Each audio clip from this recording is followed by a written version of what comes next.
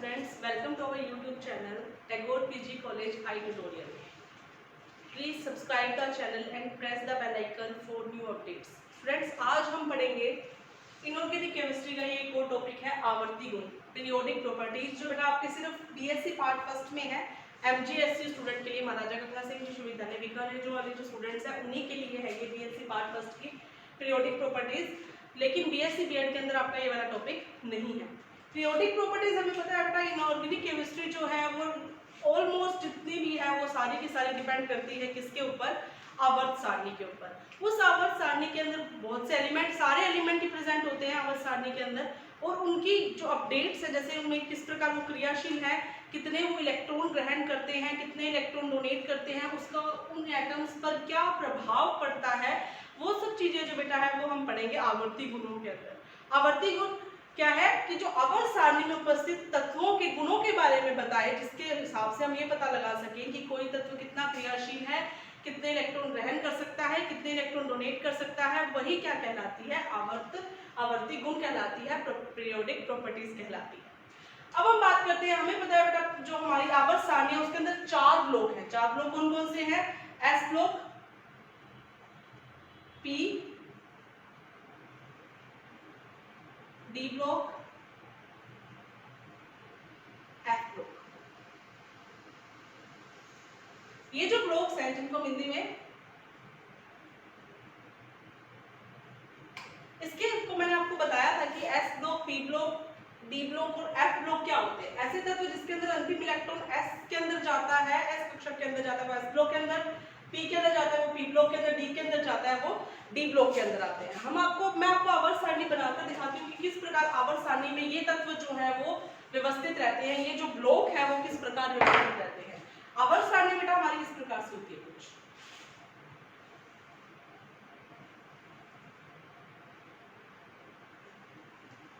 इस प्रकार से होती है हमारी आवर्त सारणी, जिसमें जो ये वाला साइन होता है वो कौन से होते हैं, एस ब्लॉक।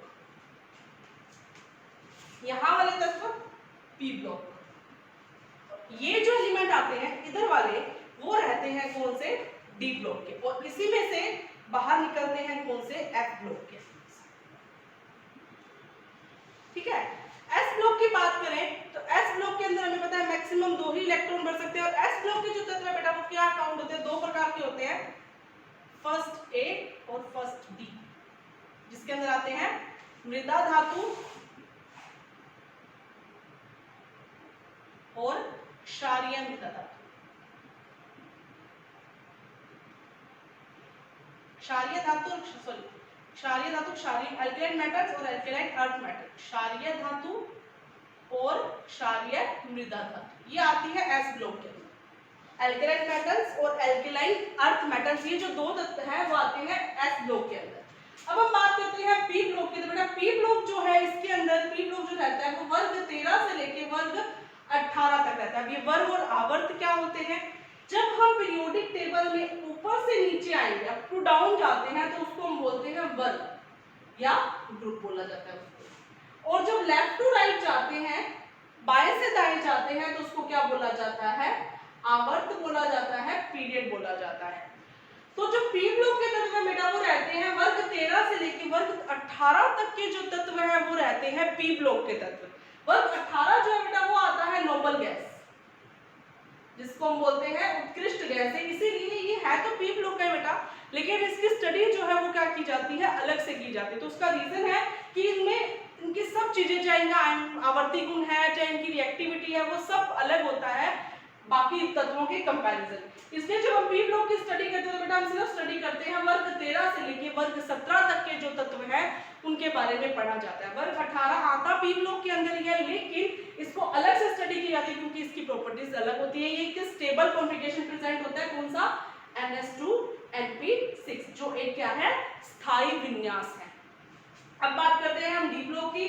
तो डी ब्लॉक के अंदर हमें पता है स्कैंडियम 3 भागों में बटा होता है डी ब्लॉक, जिसको हम बोलते हैं संक्रमण तत्व। डी ब्लॉक को क्या बोला जाता है, संक्रमण तत्व, ट्रांजिशन एलिमेंट, जो 3 पार्ट में होते हैं, 3D, 4D और 5D, 6D, 7D, सी के अंदर आता है।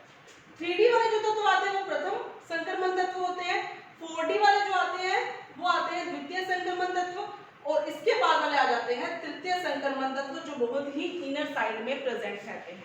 एफ ब्लॉक की बात की जाए तो एफ ब्लॉक के जो तत्व होते हैं वो होते हैं अंतर संक्रमण तत्व, इनर ट्रांजिशन एलिमेंट होते हैं एफ ब्लॉक के एलिमेंट्स जो होते हैं।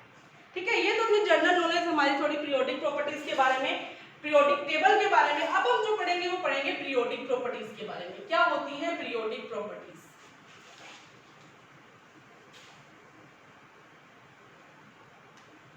आपके बेटा सिलेबस में 4 प्रकार की पीरियोडिक प्रॉपर्टीज हमने पढ़ेंगे हम, जो हमारे सिलेबस में आपको दी गई है। वो कौन कौन सी है? सबसे पहले आती है परमाणु त्रिज्या,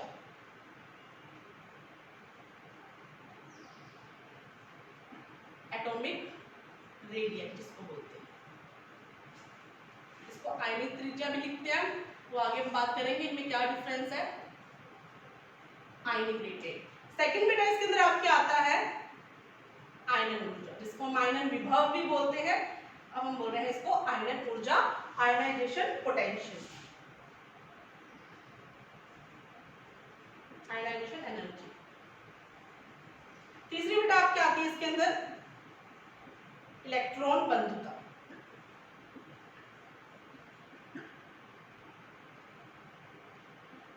इलेक्ट्रॉन एफिनिटी।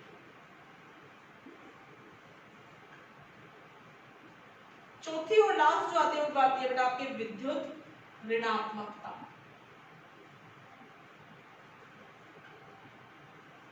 इलेक्ट्रोनेगेटिविटी। ये 4 प्रॉपर्टीज जो है बेटा आपके सिलेबस में है। परमाणु त्रिज्या, परमाणुीय त्रिज्या, आयनिक त्रिज्या जिसको हम बोलते हैं एटॉमिक रेडियस या आयनिक रेडियस, आयनन ऊर्जा, आयनाइजेशन एनर्जी, इलेक्ट्रॉन बंधुता, इलेक्ट्रॉन एफिनिटी, और चौथी और लास्ट आती है विद्युत ऋणात्मकता, इलेक्ट्रोनेगेटिविटी। सबसे पहले बेटा हम बात करते हैं इसके अंदर किसकी? परमाणु त्रिज्या। क्या होती है परमाणु त्रिज्या? परमाणु त्रिज्या क्या होती है बेटा? कोई भी परमाणु है, ये परमाणु उपस्थित है हमारे पास, और इसके अंदर क्या उपस्थित है? नाभिक। परमाणु के अंदर नाभिक उपस्थित है, और बाह्यतम कोश में क्या उपस्थित रहते हैं? इसके अंदर इलेक्ट्रॉन जो है वो क्या रहते हैं? प्रेजेंट रहते हैं। तो परमाणु त्रिज्या क्या होती है? एटॉमिक रेडियस क्या होती है? नाभिक, किसी परमाणु के नाभिक और बाह्यतम कोश में उपस्थित, अंदर भी एक कोश होता है इसके, इधर भी इलेक्ट्रॉन, ठीक है। तो नाभिक और बाह्यतम कोश में उपस्थित इलेक्ट्रॉन के बीच की जो दूरी होती है, ध्यान से सुनो बेटा, परमाणु में उपस्थित नाभिक और उसके बाह्यतम कोश में उपस्थित इलेक्ट्रॉन के बीच की जो दूरी होती है वो क्या कहलाती है? परमाणु त्रिज्या कहलाती है। परमाणु त्रिज्या को बेटा पूरा निकालना पॉसिबल नहीं होता है, तो हम उसको किस प्रकार निकालते हैं? कोई भी हम एक अणु लेते हैं, द्विपरमाणु अणु लेते हैं, जिसके क्या प्रेजेंट है? हमारे पास 2 मॉलिक्यूल प्रेजेंट है, सॉरी 2 परमाणु उपस्थित है, मॉलिक्यूल नहीं, 2 एटम प्रेजेंट है। द्विपरमाणु अणु ले लिया हमने जिसमें हमारे पास 2 परमाणु उपस्थित है। इन परमाणुओं की बेटा जो अंतर नाभिकीय दूरी होगी, अंतर नाभिकीय दूरी किस प्रकार? इस प्रकार से। इन परमाणुओं की जो अंतर नाभिकीय दूरी होगी, इंटर न्यूक्लियर डिस्टेंस जो होगी, उनका अगर हम आधा कर देते हैं तो बेटा क्या आ जाती है? उसके अंदर परमाणुीय त्रिज्या हमारी जो है, परमाणु त्रिज्या जो है हमारी, वो हमारी निकल जाती है। ठीक है, इसको हम सहसंयोजक त्रिज्या भी कहते हैं, कोवेलेंट रेडियस भी कहा जाता है। अब इनकी बात करते हैं आवर्त सारणी में इनकी क्या कंडीशन है परमाणु त्रिज्या की आवर्त सारणी में, किस प्रकार है? मैंने आपको बताया है आवर्त सारणी में 2 चीजें होती है, एक होता है वर्ग और एक रहता है हमारे आवर्त, ग्रुप एंड पीरियड, 2 चीजें रहती है। सबसे पहले हम बात करते हैं इसके अंदर आवर्त वर्ग के अंदर। जब हम वर्ग में ऊपर से नीचे जाते हैं, आवर्त सारणी में वर्ग क्या उपस्थित है, ग्रुप क्या है? जब हम अप टू डाउन जाएंगे, एक आवर्त सारणी में जब हम ऊपर से नीचे जाते हैं तो नंबर ऑफ इलेक्ट्रॉन्स बढ़ते हैं, ऑब्वियसली बढ़ेंगे क्योंकि एटॉमिक नंबर बढ़ रहा है तो नंबर ऑफ इलेक्ट्रॉन्स बढ़ेंगे, जिसके कारण जो इलेक्ट्रॉन है बेटा वो क्या करते हैं? इलेक्ट्रॉनों के साथ साथ कोशों की संख्या भी जो है, कोश भी जो है वो क्या होते हैं? बढ़ते हैं। मतलब कि जब हम लेफ्ट अप टू डाउन जाते हैं, ऊपर से नीचे जाएंगे वर्ग में, तो नंबर ऑफ इलेक्ट्रॉन के साथ साथ कोशों की संख्या भी बढ़ती है, जिसके कारण कोशों की संख्या बढ़ने के कारण जो साइज है एटम का वो क्या हो जाता है? इंक्रीज हो जाता है। तो साइज इंक्रीज होगा तो हमें पता है कि जब हम ऊपर से नीचे जाएंगे तो नंबर ऑफ इलेक्ट्रॉन बढ़ रहे हैं, साथ साथ अब कोशों की संख्या भी बढ़ रही है, जिसके कारण क्या होता है, जो साइज है बेटा वो क्या रहता है, उसका बढ़ जाता है, साइज जो है वो इंक्रीज हो जाता है। और साइज अगर इंक्रीज होगा तो हमें पता है कि जब साइज पे डिपेंड करिए परमाणु त्रिज्या, एक एटम के न्यूक्लियस और उसके आउटर मोस्ट शेल में प्रेजेंट इलेक्ट्रॉन के बीच की जो दूरी है वही है परमाणु त्रिज्या। तो हमें पता है अगर कोशों की संख्या बढ़ेगी तो बाह्यतम कोश में उपस्थित जो इलेक्ट्रॉन है और नाभिक है उसके बीच की दूरी भी क्या होगी, बढ़ेगी। इसलिए जब हम वर्ग में ऊपर से नीचे जाएंगे, जब हम वर्ग में ऊपर से नीचे जाते हैं तो परमाणु त्रिज्या जो है वो क्या होती है, बढ़ती है। जब हम वर्ग में ऊपर से नीचे जाते हैं तो परमाणु त्रिज्या बेटा जो है वो क्या होती है, इंक्रीज होती है। वर्ग में ऊपर से नीचे जाने पर परमाणु त्रिज्या बढ़ती है, परमाणु त्रिज्या बढ़ती है। क्यों बढ़ती है, क्योंकि नंबर ऑफ शेल्स बढ़ते हैं, कोशों की संख्या बढ़ती है इलेक्ट्रॉनों के साथ साथ। सेकंड हम बात करते हैं आवर्त की, मतलब बाएं से दाएं चलना, लेफ्ट टू राइट जाना। बाएं से दाएं जाने पर परमाणु त्रिज्या पर क्या प्रभाव पड़ेगा। परमाणु त्रिज्या जो है मैंने अभी आपको बताया है आउटर मोस्ट शेल में प्रेजेंट इलेक्ट्रॉन और नाभिक के बीच की दूरी है। तो बेटा जब हम आवर्त में बाएं से दाएं जाते हैं तो एटॉमिक नंबर तो बढ़ेगा ही बढ़ेगा, परमाणु क्रमांक जो है वो बढ़ता है। परमाणु क्रमांक बढ़ने के साथ साथ कोशों की संख्या नहीं बढ़ती है, मतलब कि उसी कोश के अंदर इलेक्ट्रॉन जो है वो क्या हो जाते हैं, इंक्रीज हो जाते हैं, जिसके कारण नाभिकीय आकर्षण जो है बेटा वो भी क्या होता है, इंक्रीज होता है। न्यूक्लियर अट्रैक्शन जो है, नाभिकीय आकर्षण जो है वो बढ़ता है। नाभिकीय आकर्षण अगर बढ़ेगा तो इलेक्ट्रॉन को वो अपनी तरफ क्या करेगा, अट्रैक्ट करेगा। और इलेक्ट्रॉन को अगर अट्रैक्ट कर रहा है, क्योंकि नंबर ऑफ इलेक्ट्रॉन्स इंक्रीज हो रहे हैं लेफ्ट टू राइट जाने पर, नंबर ऑफ इलेक्ट्रॉन्स क्योंकि एटॉमिक नंबर बढ़ रहा है तो नंबर ऑफ इलेक्ट्रॉन्स भी इंक्रीज हो रहे हैं। नंबर ऑफ इलेक्ट्रॉन्स इंक्रीज होने के कारण जो नाभिकीय आकर्षण है, न्यूक्लियर अट्रैक्शन है, वो क्या होता है, इंक्रीज होता है, जिसके कारण जो उसका आकार है परमाणु का वो क्या होने लग जाता है, छोटा होने लग जाता है। तो परमाणु का आकार छोटा होगा तो बेटा परमाणु की त्रिज्या भी क्या हो जाएगी, घट जाएगी। तो ध्यान से सुनना, जब हम आवर्त में बाएं से दाएं जाते हैं तो नंबर ऑफ इलेक्ट्रॉन्स जो है वो कोशों के अंदर बढ़ते हैं, लेकिन कोशों की संख्या नहीं बढ़ती है, जिसके कारण नाभिकीय आकर्षण बढ़ता है और परमाणु का आकार जो है वो क्या होने लगता है, छोटा हो जाता है, जिसके कारण परमाणु की त्रिज्या जो होती है वो क्या हो जाती है, कम हो जाती है, घट जाती है बाएं से दाएं जाने पर। तीसरी बात जो बेटा आती है वो आती है संक्रमण तत्वों की, संक्रमण तत्व और अंतर संक्रमण तत्व। अभी मैंने आपको बताया था संक्रमण तत्व जब हम लेफ्ट टू राइट जाते हैं, ट्रांजिशन एलिमेंट्स यानी डी ब्लॉक के, और ये आ गया यहाँ पे हमारे पास एफ ब्लॉक, ये दोनों ब्लॉक्स के जो एलिमेंट है ये हमारे पास लेफ्ट टू राइट जाते हैं, तब हमारे सीरीज में आते हैं। अभी हमने बात की है कि जब हम लेफ्ट टू राइट जा रहे हैं तो परमाणु त्रिज्या जो है वो क्या हो रही है, घट रही है। लेकिन संक्रमण तत्व और अंतर संक्रमण तत्व ऐसे हैं जिनमें जब हम लेफ्ट टू राइट जाते हैं तो परमाणु त्रिज्या जो है वो एक बीच में आके क्या हो जाती है, स्टेबल हो जाती है, मतलब बहुत ज्यादा बढ़ती भी नहीं है और बहुत ज्यादा घटती भी नहीं है। तो इसका रीजन क्या है, इसके दो रीजन है बेटा। वो क्या है, पहला रीजन जो इसके अंदर आता है वो आता है नाभिकीय आकर्षण, जो भी मैंने आपको बताया है,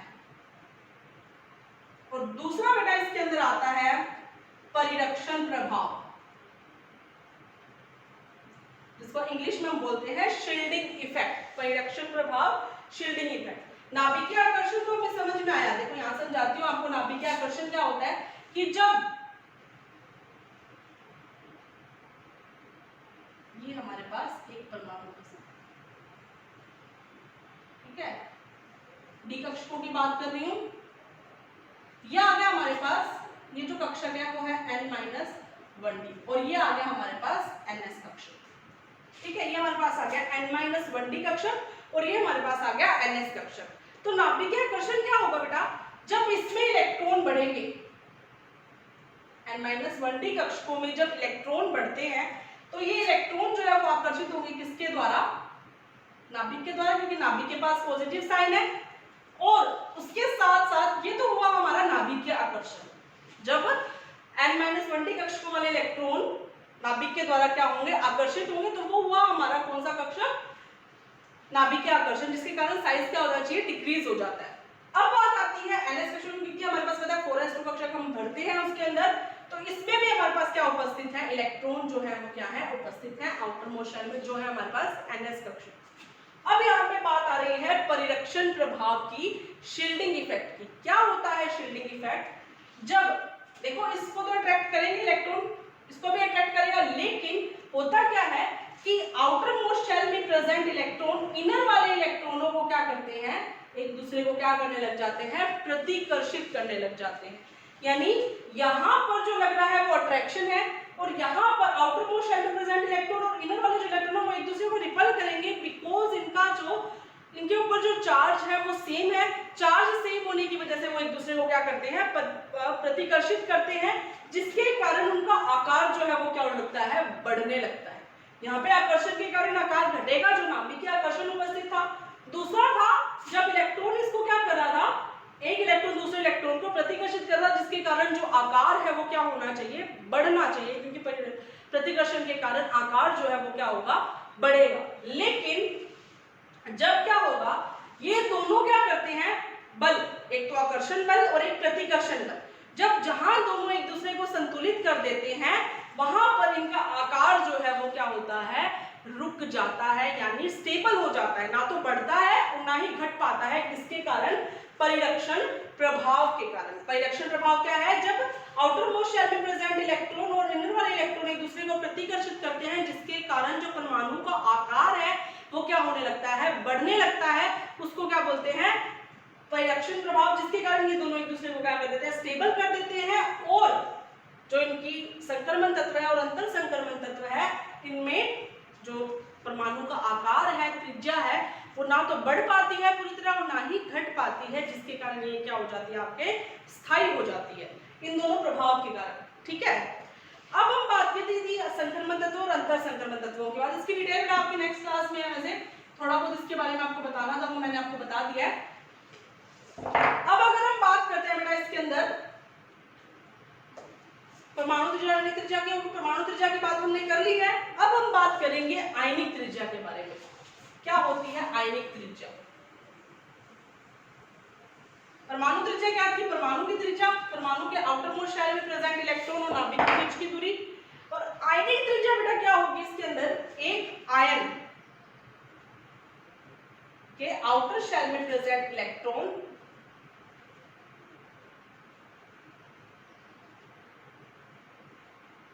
और नाभिक के बीच की दूरी। अब आयन कैसे बनेगा? कैसे बनता है? जब हम इलेक्ट्रॉन को या तो ग्रहण करेगा या इलेक्ट्रॉन को डोनेट करेगा। दो प्रकार के आयन होते हैं, हमें पता है, एक आता है धनायन और एक आता है ऋणायन। धनायन कैसे बनता है और ऋणायन कैसे बनता है? आयन दो प्रकार के हैं, पॉजिटिव आयन और या क्या नेगेटिव आयन। धनायन जिसको हम बोलते हैं और एक हम बोलते हैं इसको ऋणायन। दो प्रकार के हो गए, धनायन और ऋणायन, ये दो प्रकार के हो गए आयन। अब धनायन का निर्माण किस प्रकार होता है और ऋणायन का निर्माण किस प्रकार होता है? बेटा कोई भी तत्व है वो स्टेबल होना चाहता है, चाहे वो इलेक्ट्रॉन डोनेट करके हो, चाहे वो इलेक्ट्रॉन को ग्रहण करके हो। तो बेटा जो धनायन है उसका निर्माण किस प्रकार होता है? इलेक्ट्रॉन को डोनेट करके होता है, इलेक्ट्रॉन को त्याग कर धनायन का निर्माण होता है। और ऋणायन का निर्माण क्या होता है? इलेक्ट्रॉन को ग्रहण करने पर धनायन ऋणायन बनता है।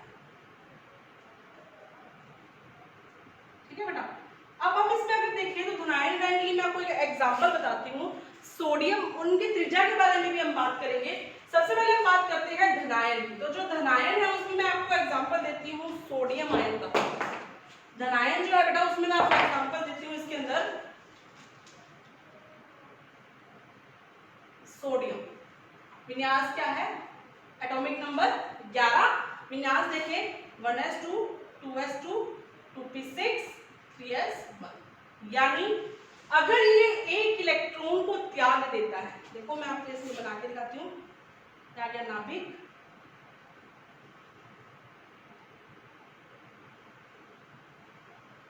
वनस कक्षक नहीं बनाया मैंने, इसके अंदर सिर्फ 2s कक्षक बना रही हूँ। ये हो गए 2 इलेक्ट्रॉन 2s कक्षक के, ये p कक्षक का,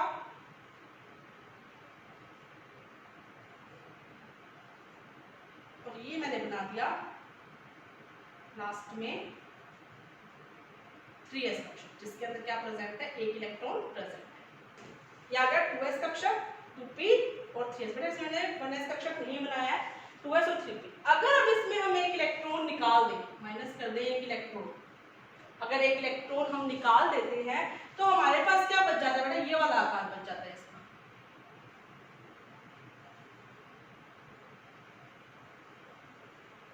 ये आ गया 2s और ये आ गया 1 2 3 4 5 ये आ गया 6। ये आ गया हमारे पास इसका आकार। ये आ गया हमारे पास सोडियम परमाणु और ये हमारे पास आ गया सोडियम आयन। अब मेरे को बताओ कि सोडियम जो धनायन बना है और सोडियम परमाणु जो है, इनमें दोनों में से त्रिज्या किसकी बड़ी है, सोडियम परमाणु की, क्योंकि इसके अंदर एक कोश बड़ा हुआ है। लेकिन जैसे ही हमने सोडियम आयन बनाया, पॉजिटिव आयन इसको कन्वर्ट किया, तो ये किस में बदल गया, इसकी जो त्रिज्या है वो क्या हो गई, कम हो गई। तो बेटा धनायन की त्रिज्या क्या होती है, कम होती है उदासीन परमाणु से, क्योंकि उसमें एक कोश कम हो गया। Same as it is example मैं आपको बताती हूँ ऋणायन का।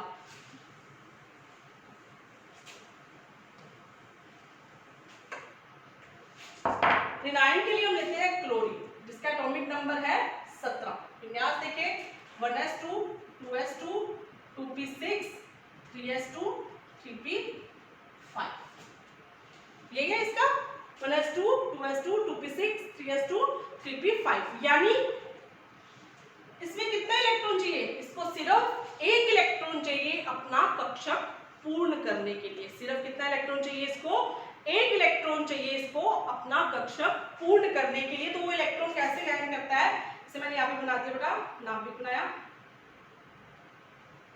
ये मैंने 3s कक्षक बना रही हूँ, ठीक है।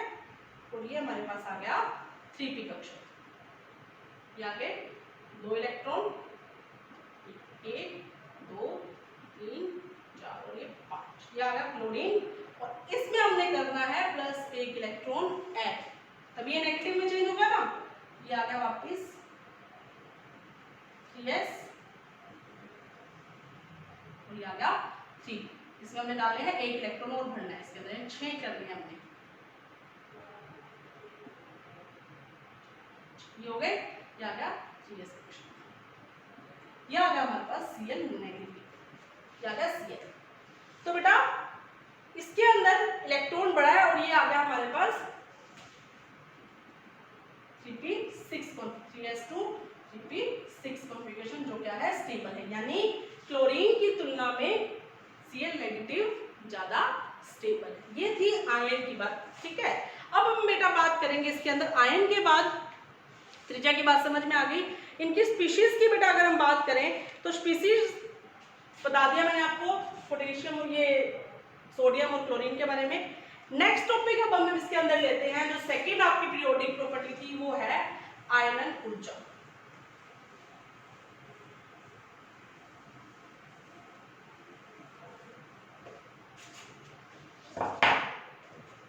सेकंड प्रॉपर्टी है इसके अंदर बेटा आपकी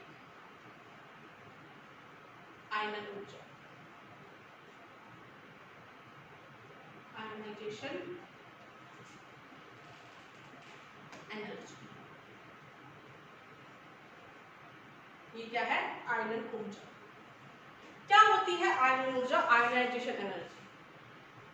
डेफिनेशन देखें तो प्रॉपर डेफिनेशन जो है वो ये है कि एक विलगित गैसीय परमाणु में, एक विलगित गैसीय परमाणु, हम ये बोल सकते हैं कि एक उदासीन परमाणु में इलेक्ट्रॉन को जोड़ने के लिए, इलेक्ट्रॉन निकालने, सॉरी, एक विलगित गैसीय परमाणु में से इलेक्ट्रॉन को निकालने के लिए जो ऊर्जा दी जाती है वो क्या कहलाती है, आयनन ऊर्जा कहलाती है। यानी एक विलगित गैसीय परमाणु से इलेक्ट्रॉन निकालने के लिए दी गई आवश्यक ऊर्जा जो है वो क्या है, आयनन ऊर्जा है, या हम इसको आयनन विभव भी कह सकते हैं, आयनन ऊर्जा है। या नॉर्मल अगर ले तो ये क्या बोल सकते हैं हम इसको कि एक ऐसी ऊर्जा जो एक उदासीन परमाणु को किसमें बदल देती है, आयन में बदल देती है, वो क्या कहलाती है, आयनन ऊर्जा। यानी एक विलयित गैसीय परमाणु के बाह्यतम कोश में उपस्थित इलेक्ट्रॉन को नाभिक से अनंत दूरी तक ले जाने के लिए, ध्यान से सुनना, एक विलयित गैसीय परमाणु के बाह्यतम कोश में उपस्थित इलेक्ट्रॉन को नाभिक से अनंत दूरी तक ले जाने के लिए जिस ऊर्जा की आवश्यकता होती है वो क्या होती है, आयनन ऊर्जा होती है। ठीक है, यानी एक ऐसी ऊर्जा जो एक परमाणु को किस में परिवर्तित कर देती है, आयन में परिवर्तित कर देती है।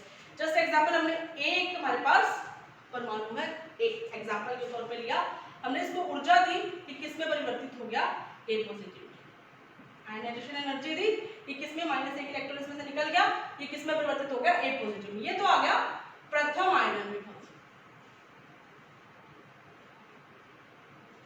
ये क्या आ गया, प्रथम आयनन विभव।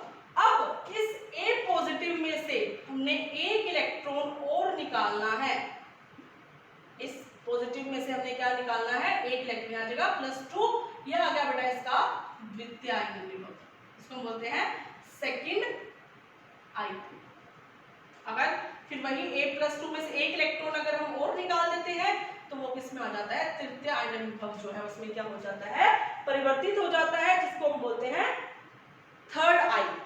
ठीक है बेटा, जब इसमें से हम एक परमाणु, उदासीन परमाणु में से जब हम इलेक्ट्रॉन निकालेंगे तो कम ऊर्जा की आवश्यकता होती है, लेकिन जब इसमें से इलेक्ट्रॉन निकालते हैं, पॉजिटिव आयन में से जब इलेक्ट्रॉन निकाला जाता है तो अधिक ऊर्जा देनी पड़ती है। क्यों?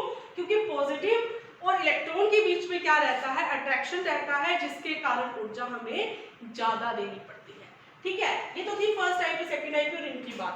अब हम बात करते हैं कि आवर्त सारणी में इसकी क्या प्रॉपर्टी है।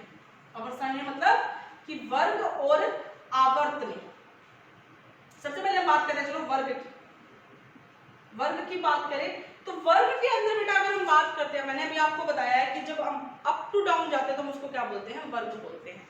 एक वर्ग में जब हम ऊपर से नीचे जाते हैं तो नंबर ऑफ इलेक्ट्रॉन्स बढ़ते हैं, साथ ही साथ कोशों की संख्या बढ़ती है। मैंने अभी क्या बोला है कि आउटर मोस्ट शेल में प्रेजेंट इलेक्ट्रॉन को नाभिक से अनंत दूरी तक ले जाने के लिए जो ऊर्जा की आवश्यकता है वो क्या है, आयनन ऊर्जा है। ठीक है बेटा, अब अगर मैं आपको ये बोल रही हूँ कि जब हम अप टू डाउन जा रहे हैं वर्ग में तो आयनन ऊर्जा पर क्या प्रभाव पड़ेगा, मैंने आपको ये बताया है कि नंबर ऑफ शेल्स बढ़ रहे हैं, कोशों की संख्या बढ़ रही है, इसलिए आउटर मोस्ट शेल में प्रेजेंट इलेक्ट्रॉन और नाभिक के बीच का डिस्टेंस भी बढ़ रहा है। तो आउटर मोस्ट में प्रेजेंट में इलेक्ट्रॉन जो है वो हम इजीली बाहर निकाल देंगे, यानी हमें कम आयनन ऊर्जा की आवश्यकता है। जब हम वर्ग में ऊपर से नीचे जाते हैं तो आयनन ऊर्जा जो है वो भी क्या हो जाती है, आयनाइजेशन एनर्जी है वो भी क्या हो जाती है, कम हो जाती है। उसका रीजन क्या है, नंबर ऑफ शेल्स बढ़ते हैं और आउटर मोस्ट शेल में प्रेजेंट इलेक्ट्रॉन को नाभिक से दूर ले जाना बहुत इजी हो जाता है, इसलिए हमें कम ऊर्जा देनी पड़ती है। अब इसके अंदर बेटा एक हम अपवाद की बात करते हैं, हम बात करते हैं एक एक्सेप्शनल केस की। वो एक्सेप्शनल केस क्या है, वो एक्सेप्शनल केस है हमारा पी ब्लॉक के अंदर। वो एक्सेप्शनल केस किसका है, पी ब्लॉक के अंदर है। पी ब्लॉक के अंदर किस प्रकार है वो भी हम देखते हैं।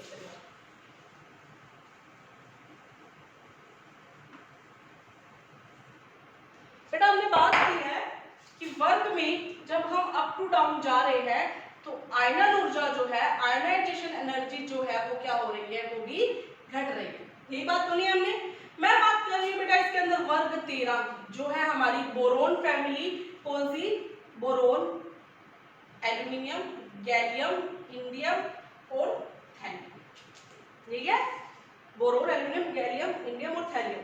ठीक है, यह है वर्ग 13 बोरोन फैमिली। हमने बोला है कि जब हम अप टू डाउन जा रहे हैं वर्ग में तो जो आवर्त सारणी के अंदर अगर हम वर्ग की बात करें, आयनन ऊर्जा की बात करें तो अप टू डाउन जाने पर क्या होती है, डिक्रीज होती है, घटती है। लेकिन इसके अंदर एक अपवाद है, गैलियम और थैलियम। गैलियम की जो आयनन ऊर्जा है वो एल्यूमिनियम से ज्यादा है, होनी क्या चाहिए, कम होनी चाहिए। गैलियम की आयनन ऊर्जा एल्यूमिनियम से ज्यादा है और same as it is thallium की जो आयनन ऊर्जा है वो इंडियम से ज्यादा है, होनी क्या चाहिए बेटा, कम होनी चाहिए, इंडियम से कम होनी चाहिए। क्योंकि कॉन्सेप्ट तो यही कहता है कि हम जब अप टू डाउन जा रहे हैं तो आयनन ऊर्जा घट रही है, लेकिन गैलियम और थैलियम की आयनन ऊर्जा एल्यूमिनियम और इंडियम दोनों से ज्यादा है। इसका क्या रीजन है कि बेटा जब एल्यूमिनियम और गैलियम है इनके बीच में आते हैं 10 ट्रांजिशन एलिमेंट्स। संक्रमण तत्व जो है किसके, डी ब्लॉक के।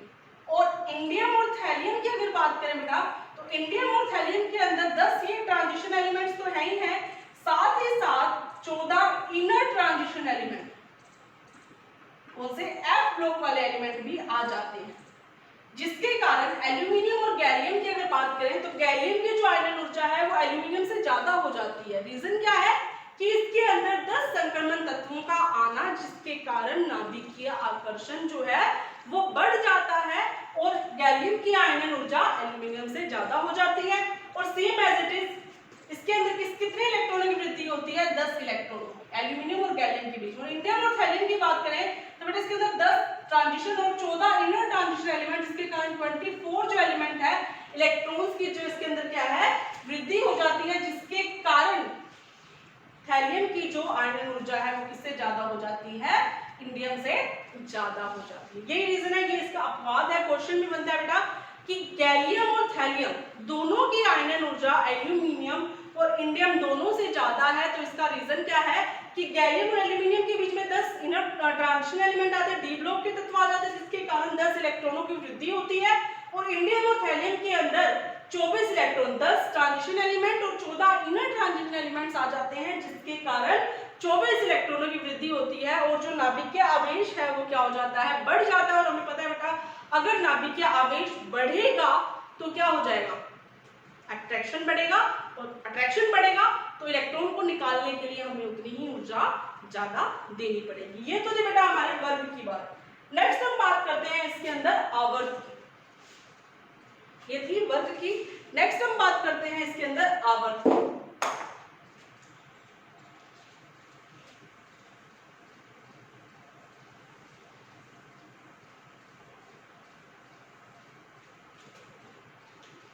आवर्त की बेटा अगर हम बात करें इसके अंदर सेकंड इसके अंदर आता है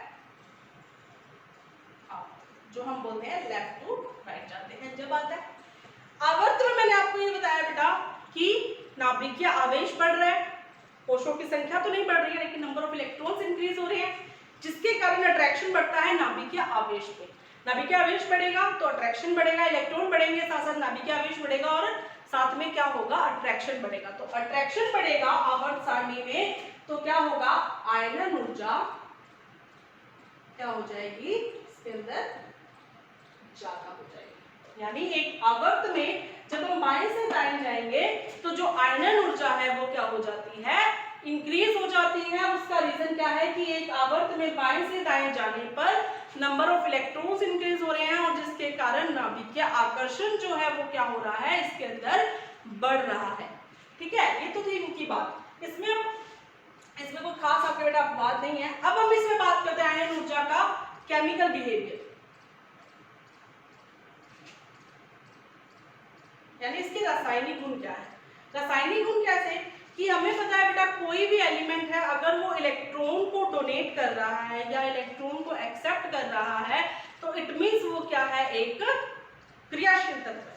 पता है हम सबको ये चीज, क्रियाशील तत्व है। जैसे अगर कोई तत्व कम आयनन ऊर्जा वाला है, जैसे किसी तत्व की अगर आयनन ऊर्जा कम है तो वो तत्व उतना ही अधिक क्रियाशील होगा क्योंकि वो इजीली इलेक्ट्रॉन को क्या कर देगा, डोनेट कर देगा। क्या कर देगा, दोबारा सुने बेटा कि अगर कोई तत्व कम आयनन ऊर्जा वाला है, अगर कोई तत्व कम आयनन ऊर्जा वाला है तो वो इजीली इलेक्ट्रॉन डोनेट करता है, जिसके कारण उसकी क्रियाशीलता पर भी प्रभाव पड़ता है और वो तत्व जो है वो क्या हो जाता है, अत्यधिक क्रियाशील हो जाता है। और वे तत्व जिनकी जो इजीली इलेक्ट्रॉन डोनेट करेंगे, जिनकी आयनन ऊर्जा कम होगी, फर्स्ट ऑफ ऑल क्रियाशील होते हैं,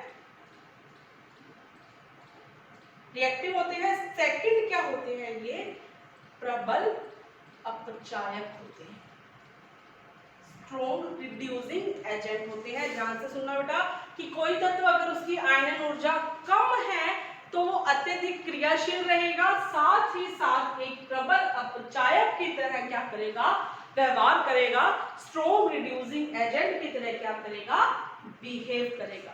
ये थी बेटा हमारी सेकंड प्रॉपर्टी। थर्ड प्रॉपर्टी की हम बात करते हैं, वो आती है हमारे क्या, इलेक्ट्रॉन बंधुता, इलेक्ट्रॉन एफिनिटी।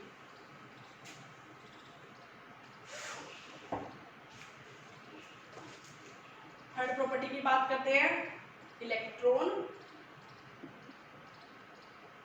बंधुता,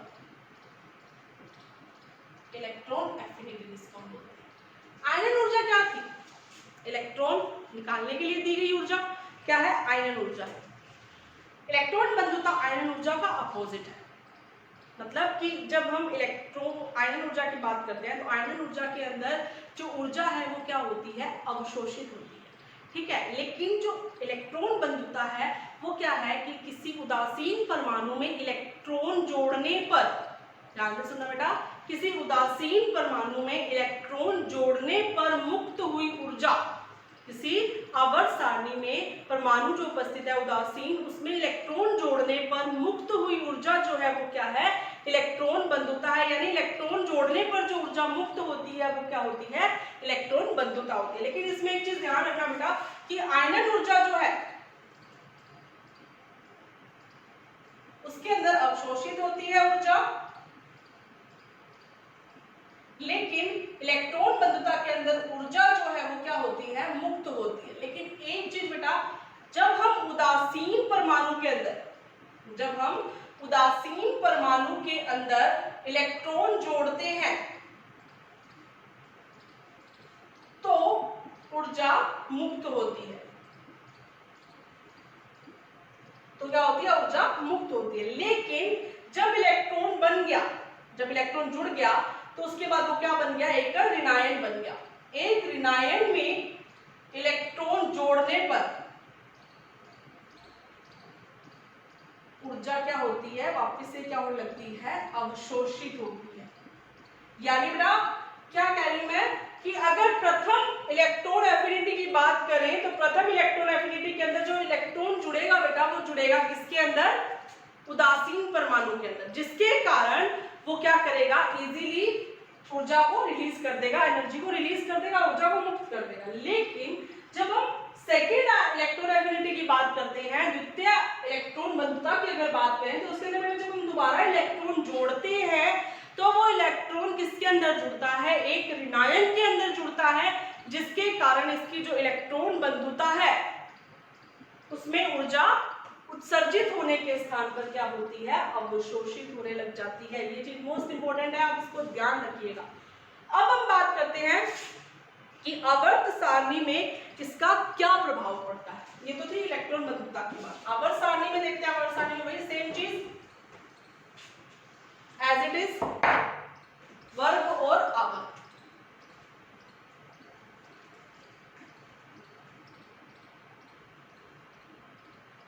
अप टू डाउन और आवर्त हमें पता है लेफ्ट टू राइट।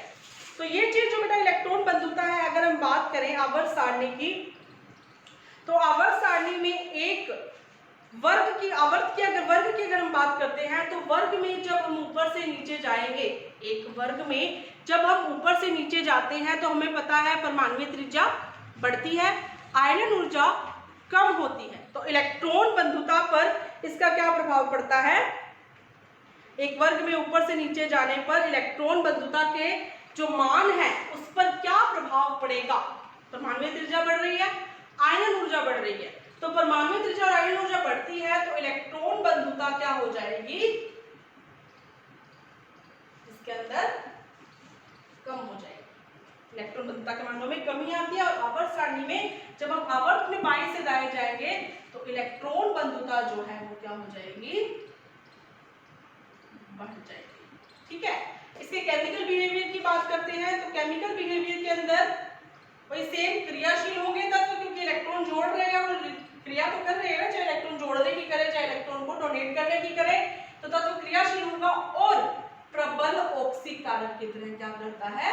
व्यवहार करता है। क्या करता है? प्रबल ऑक्सीकारक की तरह व्यवहार करता है। दोबारा सुनिए बेटा, एक वर्ग में जब हम ऊपर से नीचे जाते हैं तो कोशों की संख्या बढ़ती है, जिसके कारण इलेक्ट्रॉन बंधुता के मानों में कमी आती है, क्योंकि इलेक्ट्रॉन नंबर ऑफ शेल्स बढ़े हैं, जिसके कारण इलेक्ट्रॉन जोड़ने में आसानी होती है और इलेक्ट्रॉन बंधुता कम हो जाती है। जब हम आवर्त में बाएं से दाएं जाएंगे तो इलेक्ट्रॉन्स तो बढ़ रहे हैं साथ साथ, जिसके कारण अट्रैक्शन भी बढ़ रहा है। तो अट्रैक्शन बढ़ेगा तो इलेक्ट्रॉन जोड़ने के लिए ज्यादा ऊर्जा मुक्त होगी, क्योंकि अट्रैक्शन उनका आकर्षण प्रतिकर्षित करेंगे, क्योंकि उनका चार्ज जो है वो क्या है? सेम है।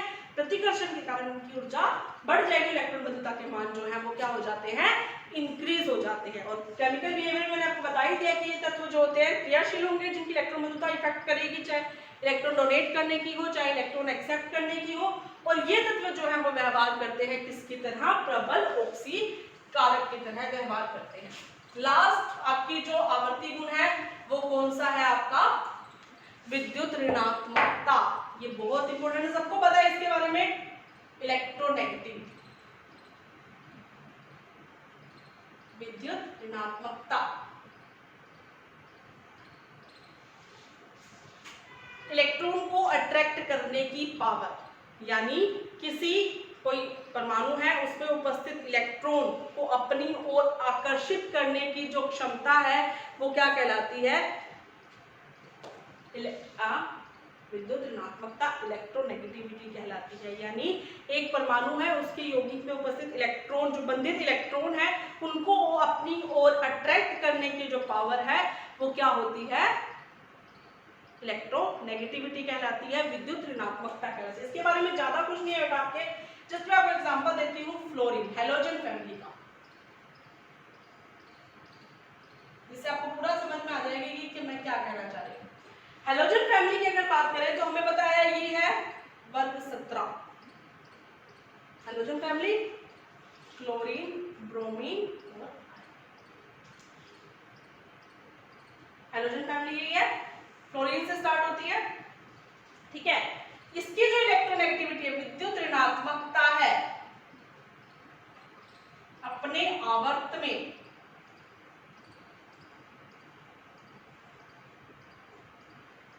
अधिकतम, हैलोजन की विद्युत ऋणात्मकता, हैलोजन फैमिली की विद्युत ऋणात्मकता अपने आवर्त में अधिकतम होती है। तो क्या हुआ, जब हम आवर्त में बाएं से दाएं जाएंगे तो विद्युत ऋणात्मकता जो है वो क्या हो जाएगी, बढ़ जाएगी, क्योंकि ये सबसे लास्ट में आता है। वो 18वां ग्रुप जो है बेटा वो नोबल गैसेस का, तो उसमें इतना नहीं है। 17वां ग्रुप है, उसकी विद्युत ऋणात्मकता क्या है, अधिकतम है। और वर्ग की हम बात करें तो ऊपर से नीचे जाने पर विद्युत ऋणात्मकता, इलेक्ट्रोनेगेटिविटी जो है बेटा वो क्या होती है, ठीक है। ये थी बेटा आपकी पीरियोडिक प्रॉपर्टीज। आज के लिए इतना ही, धन्यवाद। चैनल को सब्सक्राइब करना ना भूले और बेल आइकन को प्रेस करना ना भूले। Thank you.